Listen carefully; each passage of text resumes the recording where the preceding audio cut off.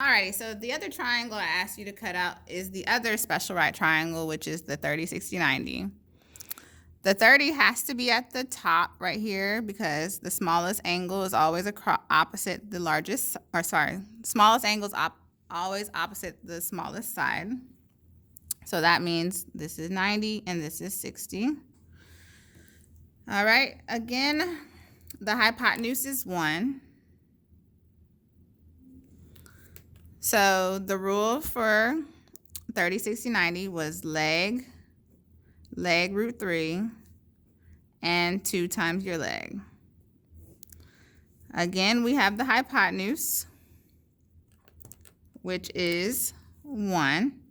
So if 2 times your leg is 1, that means your leg has to be 1 divided by 2, or 1/2. And if your leg is 1/2, then this is going to be 1/2 root 3, which is the same thing as square root of 3 over 2, because it's 1/2 times root 3 over 1. Catch my drift? All right, good. So label the sides of your other triangle and all angles on both sides, please. So again, the short leg is 1 over 2, and the long leg is square root of 3 over 2. And then grab your unit circle and let's reflect it around like we did with our 45, 90 triangle. At first, we're going to start with the 30-degree angle coming from the origin. So like so.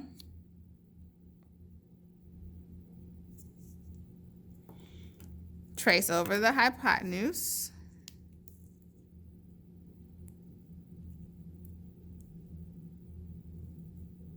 And draw a dot. So this represents 30 degrees. So same idea. You should understand it now. So the coordinates for 30 degrees, I went horizontally, square root of 3 over 2, and vertically 1 over 2. Now let's reflect it across the y-axis.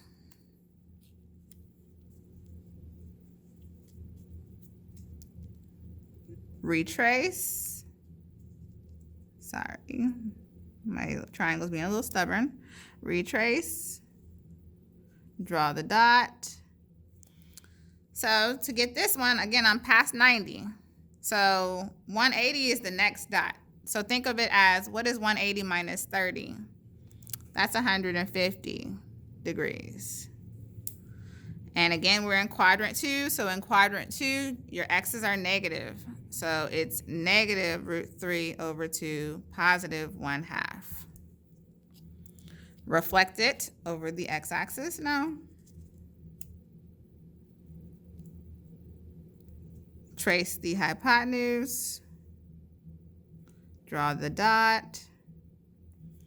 So now I'm past 180 degrees, 30 degrees to be exact. So what's 180 plus 30? That is 210 degrees.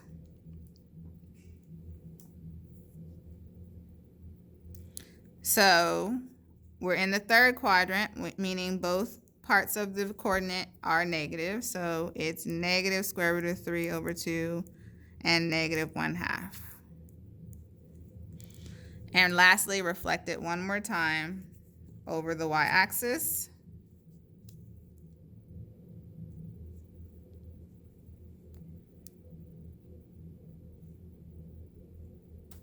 Draw the dot. So you can do this one by looking at 360 as a reference. So 360 minus 30 would put you at 330 degrees. In the fourth quadrant, x is positive, so that's square root of 3 over 2. Y is negative, so negative 1/2. So that's all the angles that are related to the 30 degrees. Now we're going to lay the 60-degree angle from the origin in the first quadrant and do the reflections with 60 now. So here's 60. There's the dot. Literally label it 60. So that means the coordinates for this are going to be, let me get a different color, sorry. Horizontal movement is 1/2. Vertical is square root of 3/2. Now reflect it across Y. I reflect it across Y.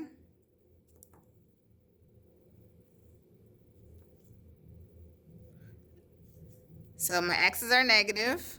Okay, I'm sorry. I went past 90, but I'm right before 180, so you can look at it as 180 minus 60. And 180 minus 60 is 120 degrees. So for 120 degrees, the coordinates would be negative 1/2 positive square root of 3/2. Now reflect that over the x-axis.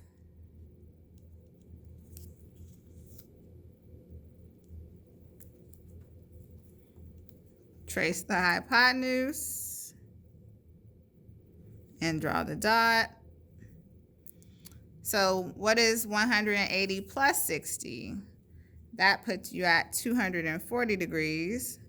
And in the third quadrant, they're both negative. So that means negative 1/2 and negative root 3/2. And last reflection over the y-axis.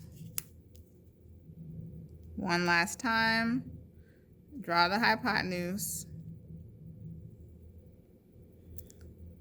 Draw the dot. So what is 360 minus 60? That's 300 degrees.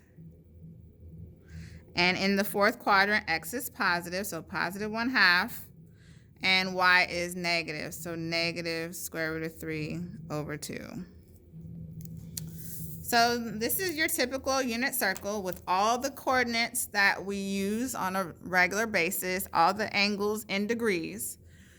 Make sure you complete the unit circle by changing all of them from degrees to radians so that you have a quick reference and it's totally complete. I'm not going to waste your time doing that with you right now, but make sure you do it. Have a complete unit circle. And again, the only thing that's missing is all the radian measures. Now let's practice using that information. So if I want to find the cosine of pi over 3, again, it's in radians, so to fast forward, I'm looking for the cosine of 60 degrees. 60 degrees is your first quadrant. So in the first quadrant, it looks like this.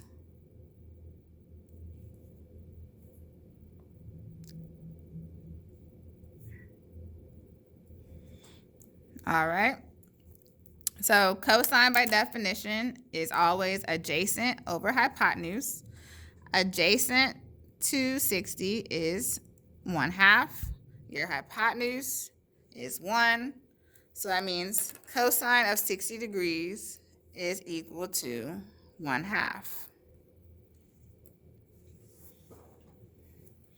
Now, number 2, we're looking for the tangent of 5 pi over 6. Fast forward, 5 pi over 6 is the same thing as 150 degrees. So we're looking for the tangent of 150 degrees. 150 degrees was in the second quadrant. So in the second quadrant, the triangle looks like so. Now, 150 was a relative of your 30-degree angle. So this is 30 in the corner right here. Now label this triangle according to that. So across from 30, the vertical distance is positive 1/2. across from 60, the horizontal distance is negative 3 over 2, radical 3 over 2, and your hypotenuse is still 1. Now again, cosine is always opposite over adjacent. So here's my reference angle. 1/2 is opposite. Adjacent is negative root 3 over 2. So that means I would take opposite, which is 1/2, put it on top of negative square root of 3 over 2. Now we call this a complex fraction. A complex fraction is nothing but a fraction divided by a fraction. So let's rewrite it. 1/2 divided by negative root 3 over 2. Now you should have learned in middle school or whenever you divided fractions that you should always keep the first, flip the second, and change to multiplication. I call that KFC. Keep the first, flip the second, change to multiplication. So now it's a multiplication problem. And again, I like to simplify before I multiply. So I recognize that there's a 2 on top and a 2 on bottom. So they're going to cancel each other out, making 1s. So now all I have at the top is 1 times 1. So that's 1. Well, all I have at the bottom is 1 times square root of 3, which is square root of 3. And can we leave a square root at the bottom? We sure can't. So I would have to multiply by the square root of 3 at the top and the bottom. So our final answer would be square root of 3 over 3.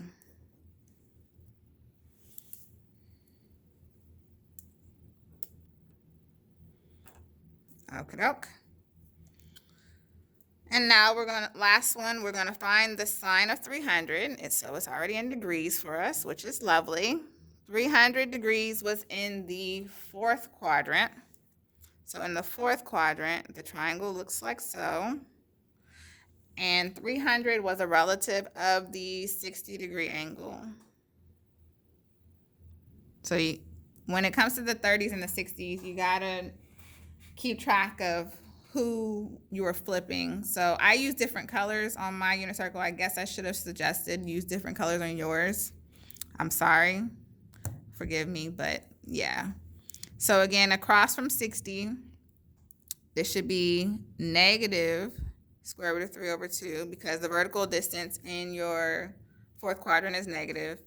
Your horizontal is positive. So this is half and this is still 1.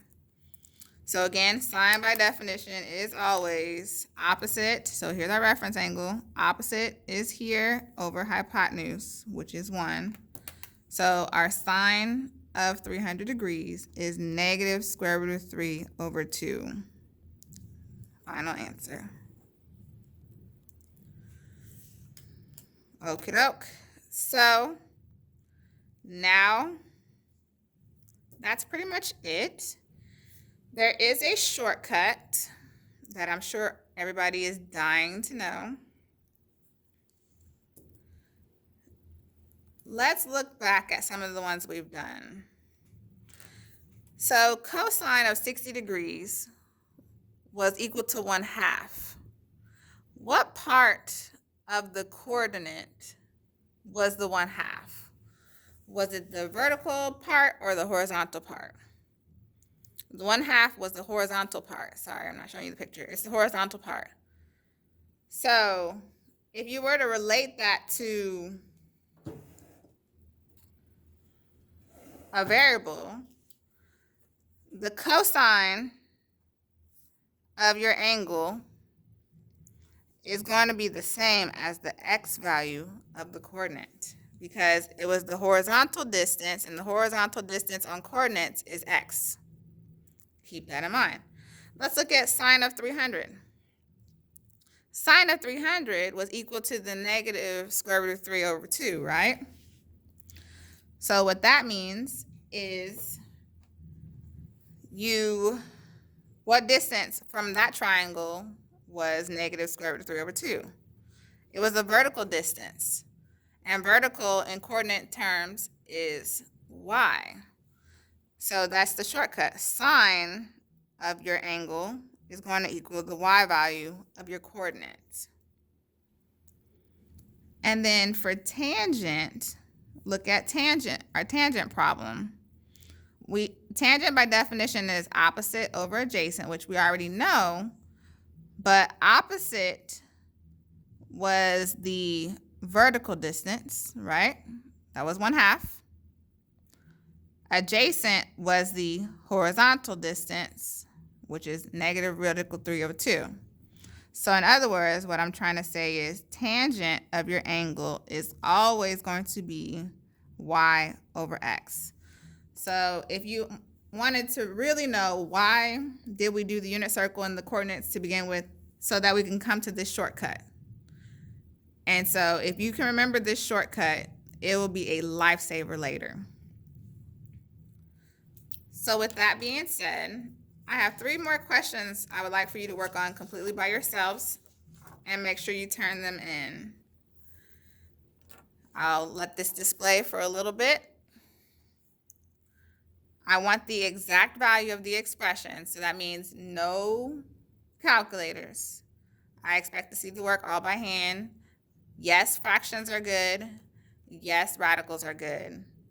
But this concludes your lesson on the unit circle and trigonometry. Thanks.